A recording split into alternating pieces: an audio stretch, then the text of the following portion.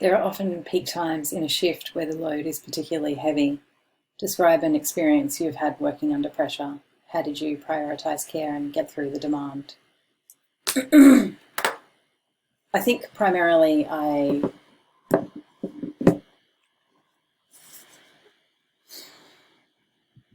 prioritise care and cope with demand primarily by I've integrated a structure, the basic structure of nursing, and so it's like holding these rhythms. So there's a sense of a trajectory through each shift, and it's slightly different for the different shift times.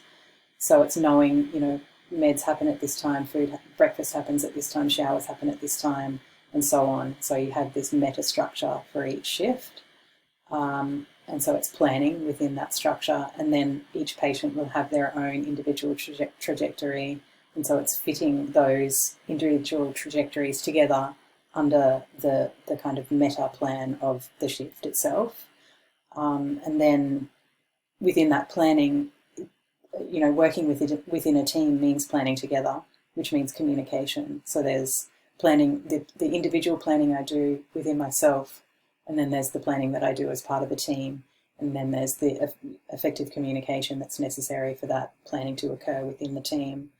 And then in a micro sense, it's like leveraging tasks. So knowing that if I'm going to shower this person at this time, that's a good time to do a skin assessment, or an assessment of their cognition, or whatever they're needing. It's about doing assessments or when other tasks are happening. It's like multitasking. It's this ongoing multitasking process.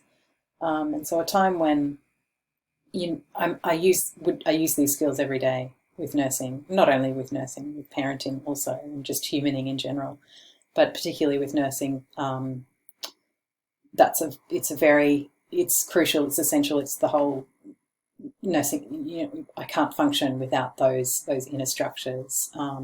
I think at the time when I've had to use these, there was a really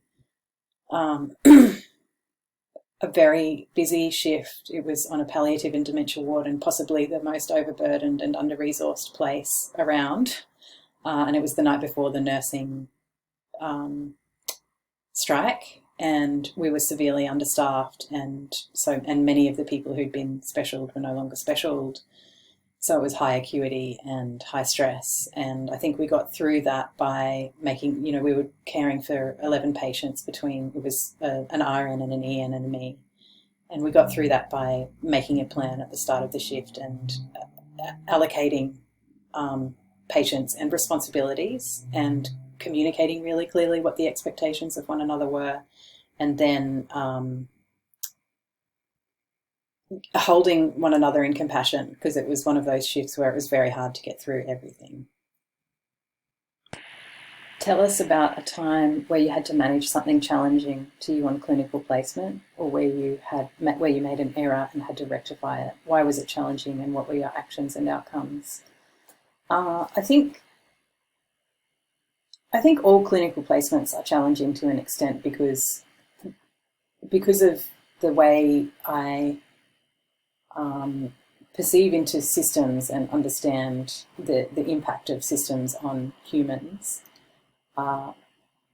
So the thing that has been apparent to me while I've been on clinical placements is the overburdenment of staff and the under-resourcing of wards, and how that leads to situations where people are experiencing empathy fatigue and struggling to meet the demands of their roles. And so it's challenging to go into an environment to perceive that and to perceive the systemic root causes of this. And so I guess the challenging thing in managing that is managing my relationship to it, and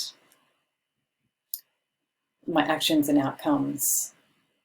I think my actions around that are acceptance. It's like accepting the system for where it is, and looking for a place within the system that I can exist, that is where I can live, that I can live with. And I think that's going to be the tricky thing of my nursing journey, is finding a place that where I can contribute and where I'm feeling that I'm supported to stay with it in longevity. A time that I made an error, I was giving a patient a push, an IV push, and I broke infection control. I went to attach the syringe to the IV on their hand, and I slipped and bumped my own hand with the nozzle of the syringe, or the attachment point. And so I knew that I'd broken infection control, and I knew that I needed to go and re-prepare the medication. It was challenging because it was a very busy time, and we didn't actually have this medication in stock. It had to come from somewhere else. So I knew that it would be a long wait, and it would impact the workflow for everybody. And so, of course, I simply said to my preceptor, "I've broken infection control. I need to do it again. I'm really sorry." So I apologized to the patient also. And so I just took responsibility and dealt with the outcomes, which were, people were upset and grumpy.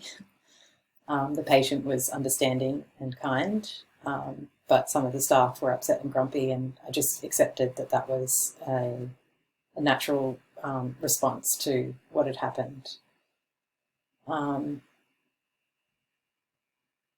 Yeah.